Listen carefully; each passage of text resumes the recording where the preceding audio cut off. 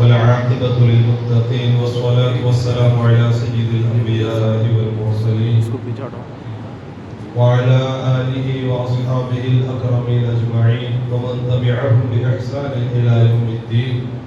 أما بعد، فأعوذ بالله من الشيطان الرجيم. بسم الله الرحمن الرحيم.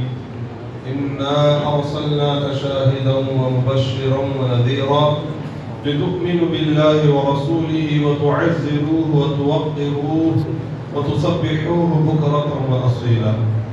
صدق الله العظيم.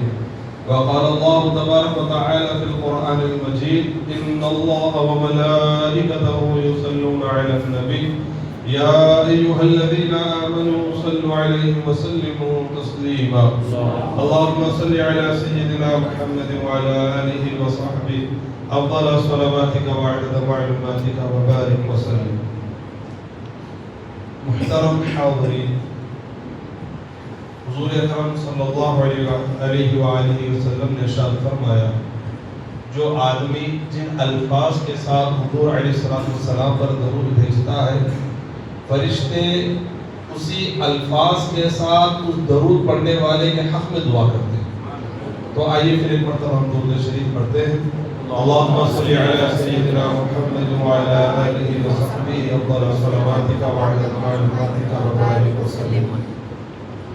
محترم حاضرین کرام، اللہ تبارک و تعالی نے نبی کریم صلی اللہ علیہ وسلم پر جب اپنا قرآن نازل فرمایا، حضور اکرم صلی اللہ علیہ وسلم جب اس قرآن کو امت کے سامنے بیان کرنے لگے تو سب سے پہلے مخاطب اس قرآن کے حضور علیہ السلام کے صحابہ کرام تھے.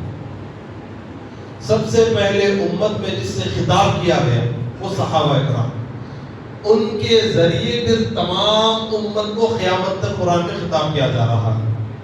جب کبھی قرآن میں کہا گیا اے ایمان والو، اے مسلمانوں تم یوں کرو، اے ایمان والو تم یوں کرو، یوں مانو، تو سب سے پہلے اس بات کے مخاطب، سب سے پہلے اس بات کے مخاطب حضرات صحابہ کرام رضوان اللہ تعالی علیہم اجمعین. اور صحابہ کرام ہمارے اس دین کے وہ پلر ہیں، وہ رابطہ ہیں جو ہمارے اور حضور کو جوڑنے والے ہیں. اگر درمیان سے صحابہ کا واسطہ ہی نکال دے تو نہ ہم حضور علیہ السلام سے ملے ہیں، نہ حضور علیہ السلام ہم سے ملے. تو حضور سے اسلام کو لے کر امت کو پہنچا ہے وہ صحابہ کرام.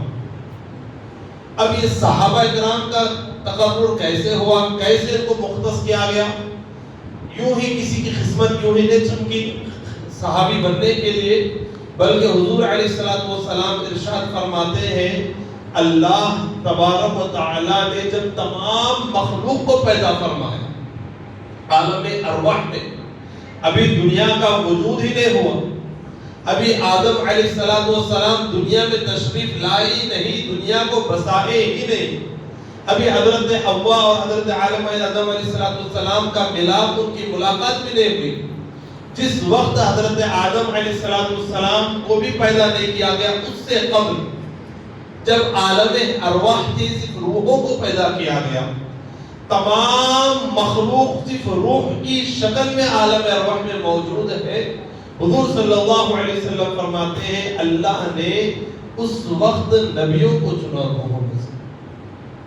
جس کو نبی بنانا تھا اللہ نے نبی بنا دیا. اس کے بعد اللہ نے تمام مخلوق پر نظر ڈالی، جن کے دل سب سے زیادہ پاک اور ستھرے تھے اللہ نے ان کو میرے صحابیت کے لیے مقرر کیا. جن کے دل کائنات میں سب سے زیادہ مطہر و مجلہ تھے، جن کے دل اللہ کی محبت اور اس کے رسول کے ساتھ اخلاص کے ساتھ بھرے ہوئے تھے، اللہ نے ان پاک دلوں والوں کو حضور کے صحابی بننے کا شرف عطا فرمایا. اور یہی پاکیزگی تھی جس کے متعلق حضور صلی اللہ علیہ وسلم فرماتے ہیں صحابہ کرام کے بارے میں اصحابی کالنجوم فبأیہم اقتدیتم اہتدیتم. میرے صحابہ یہ تو اللہ اور اس کے رسول کے معاملے میں اتنے مخلص ہیں، کہ تم میرے صحابہ میں سے لاکھوں میں سے کسی کی بھی پیروی کر لو تم ہدایت پا جاؤ گے. میرا کوئی صحابی گمراہ ہوتا ہی نہیں. تم جس صحابی کی چاہے پیروی کر لو تم ہدایت پا جاؤ گے. اب محترم حاضرین، صحابہ کی خاصیت کیا تھی؟ ان کا کیا خاصہ تھا صحابہ کرام کی کہ جس کی وجہ سے ان کو صحابیت کا درجہ دیا گیا؟ ان کے متعلق یہ بشارتیں بیان کی گئی. تو حضرت امام انوار اللہ فاروق رحمۃ اللہ تعالی علیہ بانی جامع نظام میں اپنی کتاب مقاصد الاسلام حصے 11 میں تحریر فرماتے ہیں کہ حضور اکرم صلی اللہ علیہ وسلم نے ارشاد فرمایا کہ ایک وقت وہ ہوگا حضور کے پردہ فرمانے کے بعد، حضور فرماتے ہیں میرے پردہ فرمانے کے بعد ایک وقت وہ ہوگا کہ مسلمانوں کی ایک جماعت اللہ کی راہ میں جہاد کرے گی. تو وہاں پر پوچھا جائے گا کیا تم میں کوئی صحابی بھی ہے؟ تو لوگ بولیں کہ ہاں اس لشکر میں اتنے صحابہ ہیں. تو حضور فرماتے میرے صحابہ کے موجود ہوئی کی برکت سے اس لشکر کو فتح مل جائے گی.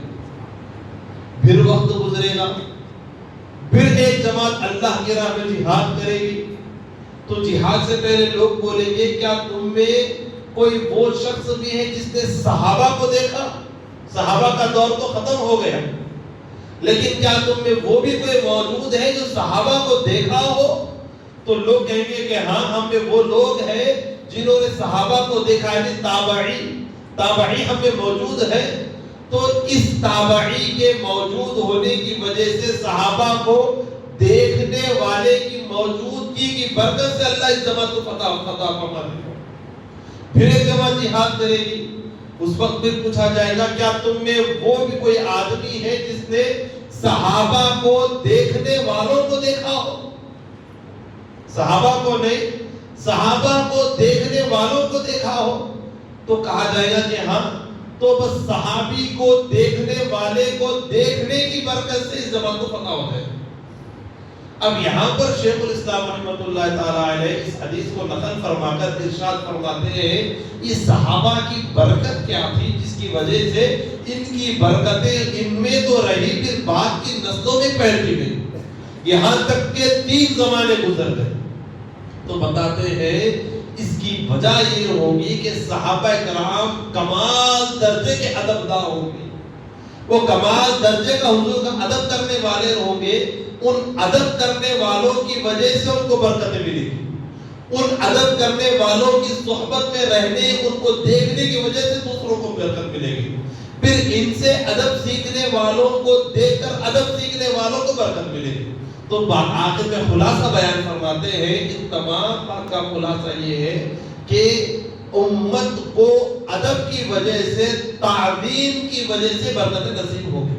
تو صحابہ کا درجہ، ان کی ایک خاصیت، ان کا مقام ادب کی سبب ہے، ادب کی وجہ سے ہے، ادب و تعظیم کی وجہ سے. محترم حاضرین، اب ہم بلا کسی تاخیر کے میں صحابہ کرام کی تعظیم کے چند نمونے اپنے سامنے پیش کرنے کی کوشش کروں گا اور اس کے ساتھ اپنی بات کو ختم کر دوں گا. یہ ہے